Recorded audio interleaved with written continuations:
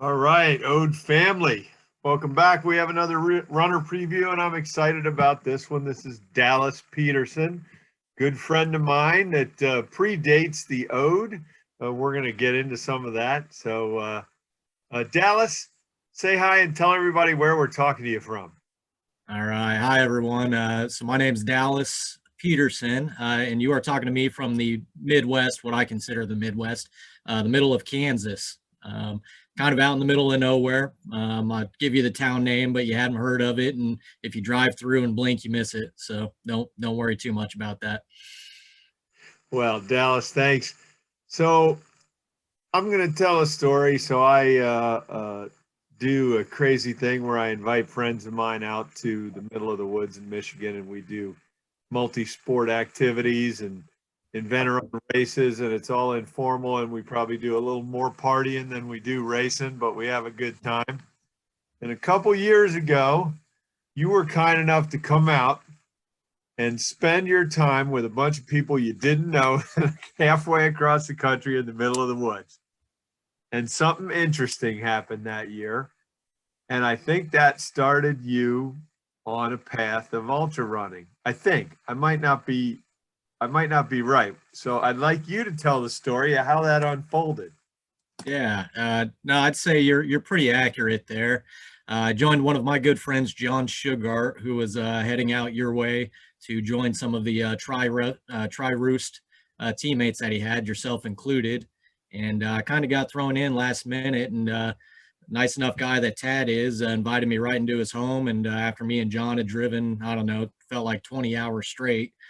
He gave us a bedroom to sleep in, and then put us right to work helping out getting the ode set up. So we, of course, I joked there, Tad, the hospitality that you provided me and John, outstanding, especially for never having met you before that. So that definitely, I had the opportunity to go and run a few loops that year, and I was not prepared for that at all. But I took the next year and the following year after that the opportunity to step beyond my previous marathon and half marathon mileage that I've done, and happy to say I have completed a 50 miler up to this point now, last October. But we'll see how this ode goes and see if I can't hit that 50-mile mark once again.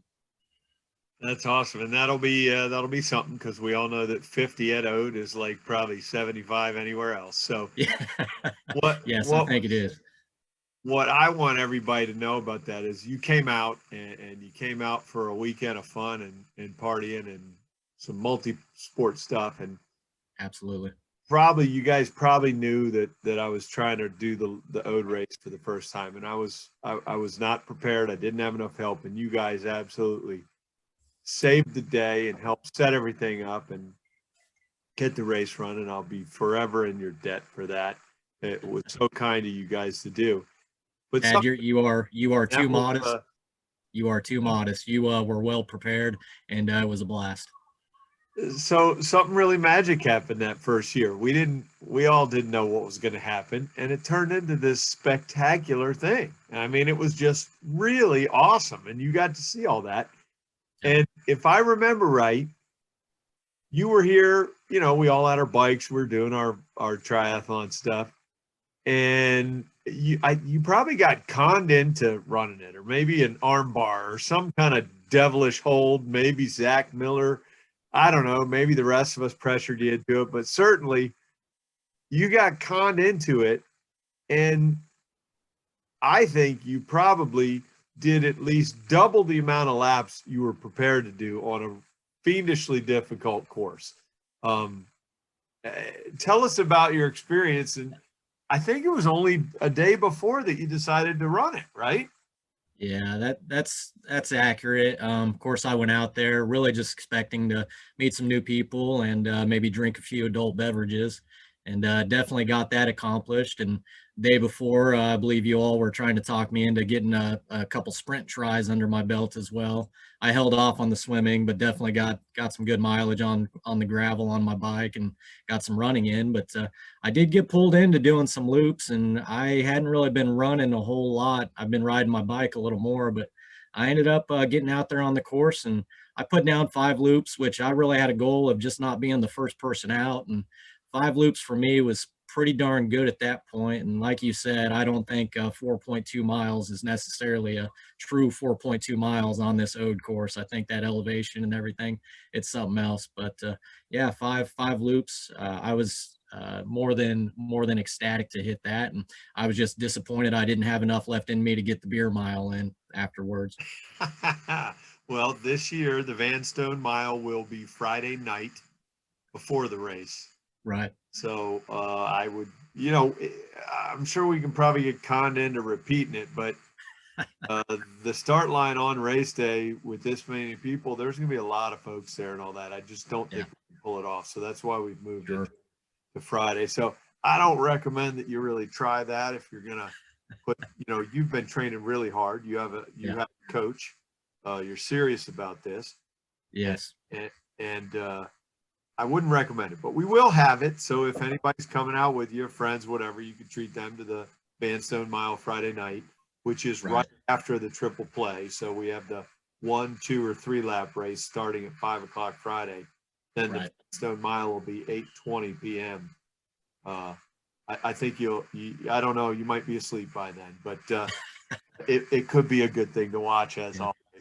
So we will see. You know, so my wife is coming out with me. This will be her first trip up to Michigan for the Ode festivities, and she doesn't know it yet. But I'm going to talk her into doing that the Vanstone Mile, I believe. So we'll see if she can't hold her own there. We won't tell her. We won't say anything, and you know, I mean, we'll only publish this on the Facebook site and YouTube and all that. So you might have a chance of her not finding out. Maybe. And put it in with a different name for you and all that, so she won't find it under searches and everything like that. So it'll probably be pretty good. So when you ran those 5 laps, us Roosters, our triathlon multi-sport team, which you're a part of, we were stunned at the 5 laps. I mean, because that right there, that's 20.6 miles. And on this course, that's got to be equivalent to at least 30 road miles. And like you said, you had been doing nothing but bike riding. Right. And I believe when you did that, you probably escaped right before the heat wave, but it was starting to get warm there on your last lap, wasn't it? Yes, it was. Yeah, I distinctly remember the heat, and I was glad to gracefully bow out. I'll say when I did, but you know, I almost stopped at the after the 4th loop, but like you said, we had some of the Tri-Roost members and some of the other individuals that were around. I won't name names, but I was peer pressured into getting that 5th one, and I think, you know, just like any backyard ultra, the people around you are kind of what make the event. So definitely went out for the 5th, and I'm glad I did, and awesome. really enjoyed the company out there with it. That's awesome. Well, it was absolutely fantastic. And now here's the best part. You are, as far as I'm concerned, officially a 2-time Ode de Laz runner. You've run both. Now you're running the 3rd. Right. Now, people that want to check me, they're going to go look at the results and they're going to say, wait a second, I don't see Dallas Pedersen in year 2. Right. You explain what happened there, which was also a very memorable event. Sure. I think most people recognize the challenge last year. That was the pandemic that is still, you know, affecting people out there. But I had a goal to really get out there last year, and I had set some goals earlier in the year. And I probably won't get into too many details here, but I'll just say I've got an older sister who was born with a liver disease. And we had an opportunity for myself to potentially be a donor and provide my liver, or part of my liver, for her to move forward and get healthier. I ended up getting screened out of the process, but through that all, we ended up finding another donor. And I'll say, just to close the end of that part of the story, she has since had full surgery and has a new liver, and she's 3 months recovering from that and doing really well. So, but last year, my goal really was to get myself as healthy as I could, and really just kind of test my limits before I potentially went into to a surgery to provide that for her. So I wasn't going to let anything stop me from getting out to Michigan and getting some loops in out there. And unfortunately, I couldn't shift with the timeline with the Ode getting pushed into August, I believe it was. But I definitely came out in July, and there were a number of other people out there, Sarah and Andrew Moore, Tad, of course, Paul, and I brought along one of my buddies, Stephen Dunaway, as well, who I think everybody maybe enjoyed him a little bit too. But we got some loops in, got some day loops in. We took a pause with the heat and everything coming, and I went out and did some night loops as well, just to get some mileage in out there. So really, really good to see the road course this year. I hope I get to legitimately see the road course on at nighttime. So I think you will. So you ran the 2020 Ode to Laz on its original published date. that's correct.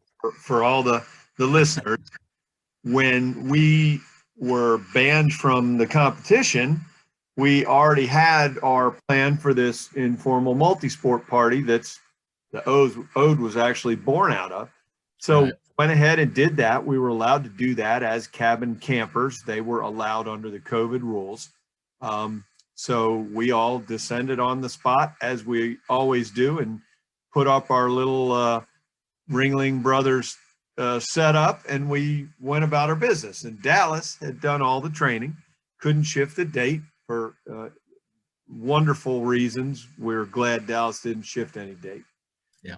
He came out and he said, well, I'm going to run this thing on a day. So we had a few people that came out anyway, several other Ode runners you got to see for just that day. They said, we're going to use it as a great training day. Well, darn if it wasn't. Probably, I think if we look at the records, the temperature records, it was the single worst day of the summer from a heat and humidity standpoint. Oh, it was brutal. It was brutal. You drew that kind of straw. You get conned into it in year one when you hadn't even trained for it. And then year two, you did all the training, you came out and you were ready. And we had a couple of good days. And then that day was just horrendous. And I was actually worried about you and everyone else doing the simulation run. I mean, it was terrible temperature. And you really put it out there. And I know you said you took a pause and got the night loops, but essentially I think you got to your goal maybe of 10 loops, or it might have been 10 or 12 loops. I can't remember. In that temperature, that was ridiculous that you did that. Yeah. So I probably had you, even though it was an informal party, I probably should have had you sign all sorts of waivers and stuff like that, because nobody should have been running on that day. And it was rough, and you did an amazing job. So I appreciate that, Tad. It definitely was a challenging day, and it probably didn't help the night before that we may have been up till pretty early in the morning. So we may have had some negative training all the way up into the morning there. I think we might have been dehydrated by our nutrition plan the night before. We might have. Correctly, a new race of our festivities was born that night. The that will always now become the Chariots of Fire slow run. So I think that was about 2:33 a.m. when that happened. And you still made it up. Yes. And that next day, I didn't even feel like sitting in a chair watching you run. So it was pretty amazing. You really put it out there. And I know this year, I hope we put together a perfect package for you and you get rewarded for all that. So tell me a bit about your training when you had done a lot of bicycling and all that, and you got thrown into the Ode, and now you get a coach, and you got a good coach.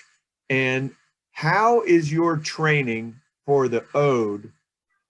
Is the training you do specific for Backyard Ultra, or is it more of a generalized training plan for other things you have scheduled for the year? Yeah.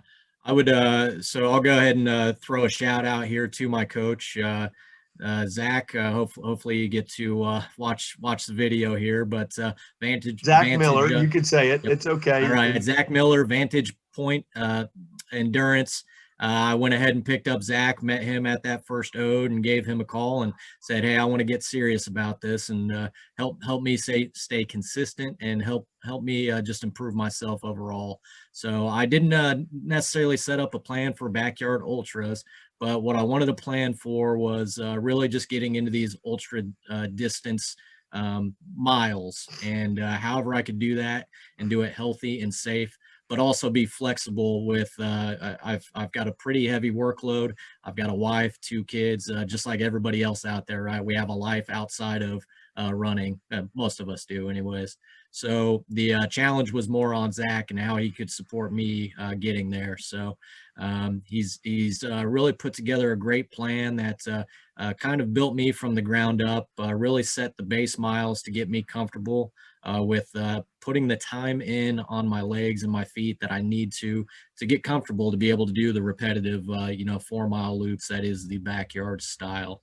So at this point, mileage per week, I wouldn't have thought that I'd, be up in the ballpark of the mileage where I am every week. Not that it's an amazing number, but for me, for week in, week out, to sit back and look at what I've done for my training week, and then look at the month or the last 2 months and look at all the miles that I put in, it's a little bit mind-boggling to me. But once again, when you've got a plan in place and a coach consistently talking to you to get you there, that's the support that I needed for that. So really super happy. Zach may be a little frustrated that I get a lot of my miles on the treadmill, but I try to get outside when I can. But Kansas weather is a finicky beast, and one day you may have snow, and the next you'll get 90-degree thunderstorms, and who knows. So just kind of deal with what I can. But yeah, I've really been about the last year and a half, Tad, really been just getting the miles running in now, and just really happy with where I'm at. And maybe next year might get back into the gravel bikes again just a little bit. I'd like to maybe get into a 200-mile gravel race. I'm thinking maybe next year or the year after. So I think there might be one out near you. Yeah. So I hear. So that'd be Yeah. maybe you can return the favor and drag Zach Miller into that. So we can say Zach Vantage Point Endurance is a sponsor of the race. So you'll see their signage at Yellow Gate area. So I would encourage anybody out there, if you don't already have access to coaching and all that, and it's in the racer guide, look up Vantage Point, look up Zach's email, and give him a shout.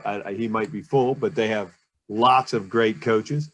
So anyway, it's a smart thing to do. If I was actually going to try to do something like this, I would be taking counsel from someone like Zach, who's really, really sharp at this stuff. And Zach is be there, and he's going to run this year. So that's going to be nice that you get to run with your coach, right?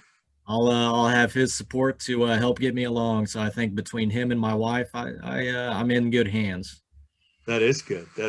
And mine too. I'm going to take care of you, Dallas. Oh, I know you will, Tad. You and Paul, you guys always do. I'm teasing you. I just hope I get to see it there today. I know. As I'm wandering around, I'm going to see the runners go by, and every once in a while I see Dallas. It's great I get to see so many people, because typically I'm just circulating all around the different places, and I'll see you at all different spots. That'll be really cool. What do you think is your greatest mid-race challenge that you'll have to overcome? For me, what I've really picked up on is nutrition. I think nutrition is the hardest part for me. It's something I've been working on in my training runs, but really just finding the right complement that doesn't make my tummy upset, and also keeps me going from a calorie standpoint. So it's taken me a lot of trial by error on what sits good, and for whatever reason, jelly sandwiches, plain Lay's, potato chips, and the occasional dill pickle just seem to really hit the spot. So that's cool. Yeah. Once you got the formula that works for you, man, you don't change it, right? You just with it. Yeah. So the occasional drink. Go ahead. What was that last thing you said about? I was just going to say the occasional drink of maybe a Coke or a Pepsi. I think a little bit of sugar also kind of hits the spot and keeps going a little bit. When I was doing my longest bike training, it was really real, not the pre-processed stuff, but just real homemade peanut butter and jelly sandwiches Yeah. that were doing it. And I was just, for some reason, I couldn't get any better than that. I couldn't find anything that worked any better. Right. The problem with that, when you're riding a bike and you get the peanut butter and sticky jelly all over your hands, and now your bars and your bar tape's always sticky, and that Right. my bike that whole year was just a mess and a fly trap, I'm sure. But when you find that right thing, that's so important. And people say, oh, well, that's obvious. You just stumbled upon peanut butter and jelly sandwiches, but it really wasn't like that. You've got to experiment. I mean, I went through 50 things and kept coming back to that because I couldn't make it better, or it had something in it that was right for me. Yeah. But, so how long did it take you to refine what this combination is for you that works? I think it's something I'm probably still going to continue working on and seeing if there's anything else out there that'll keep me going. But the last year, with my first real year of kind of going out there, we do have some pretty hot summers out here in Kansas. And when you're running out in temperatures of 100 degrees, it's every week, every long run is an opportunity to work on that. So we'd also worked on splitting up some of the longer runs between a Saturday and a Sunday. So that also kind of gave me multiple days in the week to really go out and work on that. I'd say last October, when I did my first 50-mile, or my only 50-mile race really at this point, that was the opportunity for me to really put that in play in a race situation, and really worked out well. We had some good checkpoints along the way, and everything that I had packed and loaded out just kept me going that entire race. So I was really pretty happy with that. And other than maybe a few minor tweaks here and there over the last 6 months, I've cut out some of the nutrition drinks. I found that they tend to get a little too sweet for me by the end of a lot of those miles. So I've actually started drinking just water with salt tabs, and that seems to help keep my stomach settled pretty well, to be able to keep taking the nutrition. So still an evolution in progress, but cool. Yeah. Cool. So in the race itself, what do you feel is your greatest strength that's going to help you achieve your goal this year at the Ode? Whatever that goal may be. It doesn't have to be a goal for a specific number of laps. It might just be you're saying, hey, I want to get beat in the middle of the course. I don't want to get beat in the pit or whatnot. But what is your strength that you're going to draw on? I think my wife would probably tell you the same thing. One of my strengths is probably my stubbornness. And I think you got to be a little bit of stubborn when you're a runner, and you go to tackle some of these challenges. And sometimes it's just never admitting defeat, or admitting, that you were wrong to go out on that next loop, whatever it is. So I'm definitely going to be leaning pretty heavily on that. From a mental aspect, I want to stay locked into each loop, each step as I go through. And my goal, I didn't want to try to put a number on what my goal was going to be. I think my real goal, Tad, is to go out, and if I'm going to be done with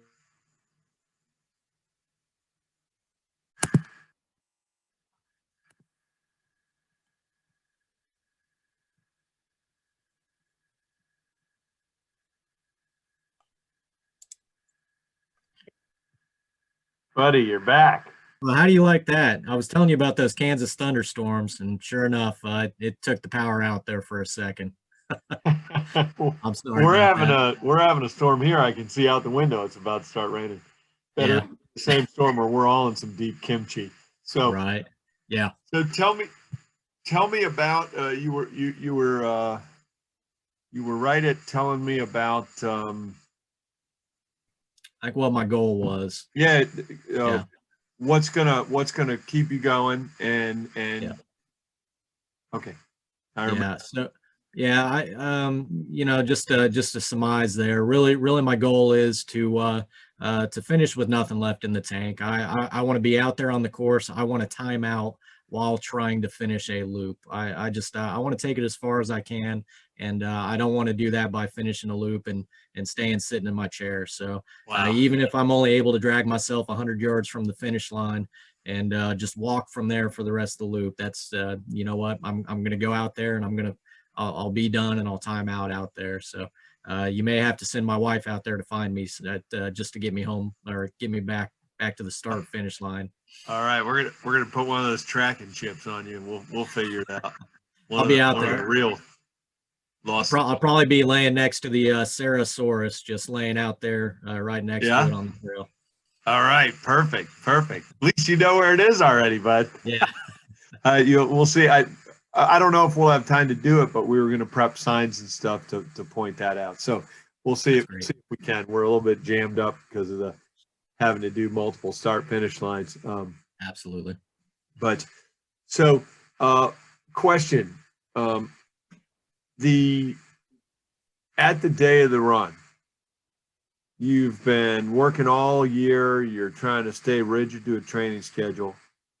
Is there anything on a big race day or whatever that's a guilty treat that you just go haywire with? Do you eat a bucket of ice cream? Do you eat 10 bags of potato chips? Now it sounds like those are part of your natural nutrition race plan, so potato chips wouldn't be too good as your treat. But what is anything? I would say my guilty pleasure is if you're familiar with the Swedish fish, the little red gummy Swedish fish. I think we are familiar with that. Yeah, I've been known to eat a bag of those every once in a while, so maybe in one sitting.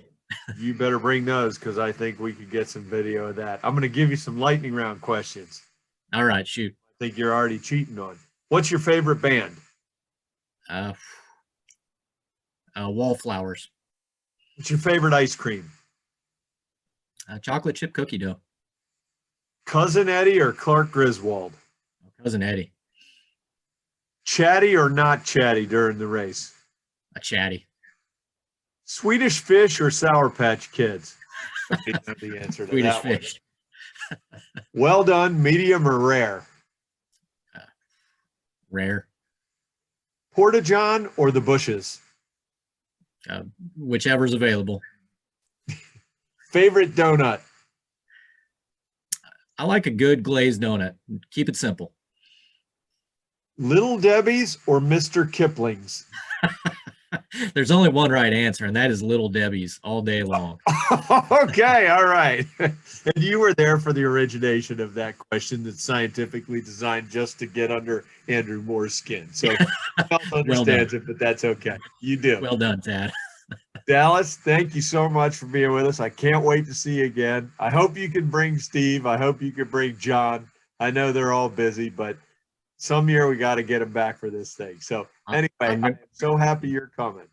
Hey, I appreciate it, Tad, and once again, appreciate what you do here, the hospitality and what you provide at that race. One of, if not the best race here in the United States. So thank you. Well, thank you very much, Dallas. We'll see you then. Be safe till then. All right, buddy. All right. Talk to you later, Tad. Okay.